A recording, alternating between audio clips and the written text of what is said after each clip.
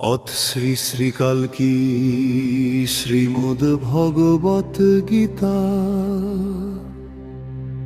প্রথম অধ্যায় তাপস বিষাদ যোগ নাম নবম শ্লোক শ্রী সনাতা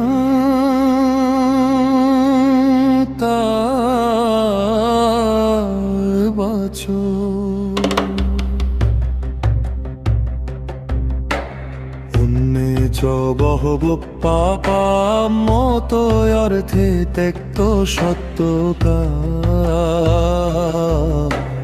নানা মোহ প্রহরণা সর্বে মায়া বিশারদা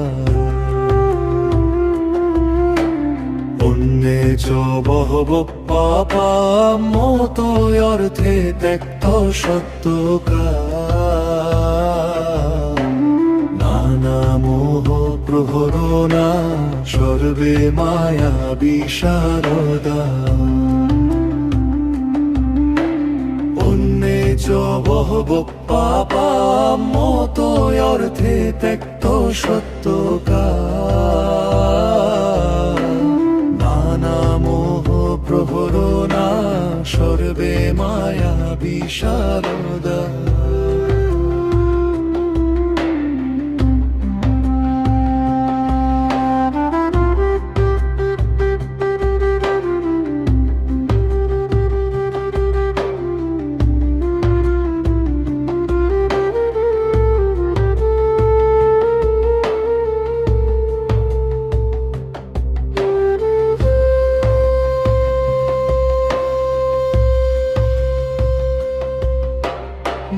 জানুবা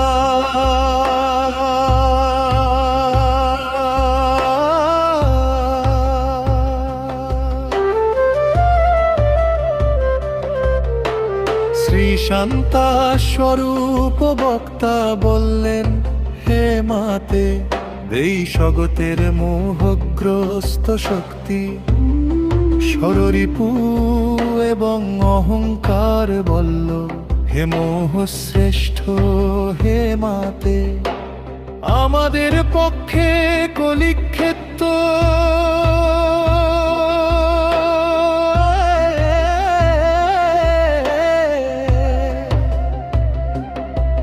কলিযুগের মহাচ্ছন্ন শক্তি বলল, এছাড়াও আমাদের পক্ষে এমন আরো বহু পাপ প্রবৃত্তি ও জড় আসক্তি রয়েছে, যাহারা এই জাগতিক স্বার্থে নিজের আত্মিক সত্যকে বিসর্জন দিয়েছেন। তাহারা নানাবিধ মোহ বিদ্যারূপ অস্ত্রে সুসজ্জিত এবং মানুষকে ভ্রান্তিতে ফেলে আহারা মায়া বিদ্যায় অত্যন্ত পারদর্শী। গীতার দর্শনের মেলবন্ধন গীতার মূল শ্লোকে যেমন কৌরবদের পক্ষে থাকা যোদ্ধাদের মরণপণ লড়াইয়ের কথা বলা হয়েছে,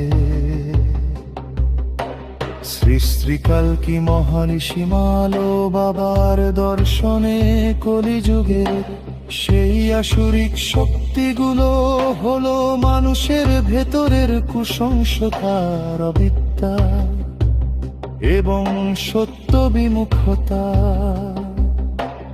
তাহারা মানুষকে শ্রী শ্রী কালকি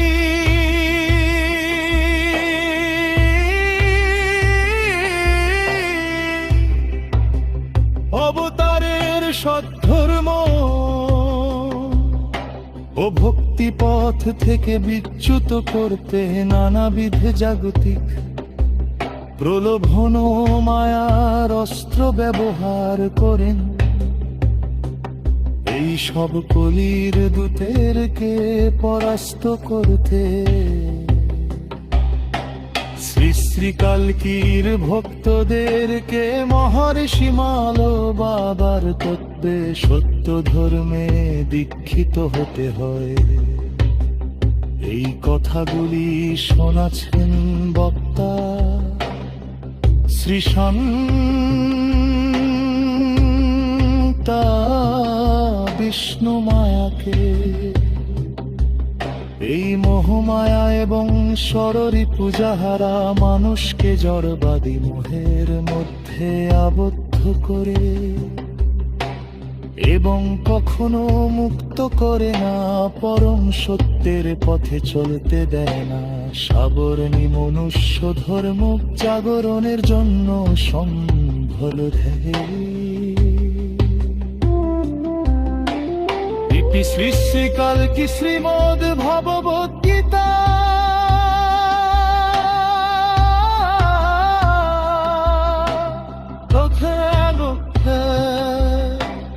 অষ্টমশ্রত সন্তাতা পশ্চিমেরে পুষ্য দেশাতে জীববে মানুষকে সালে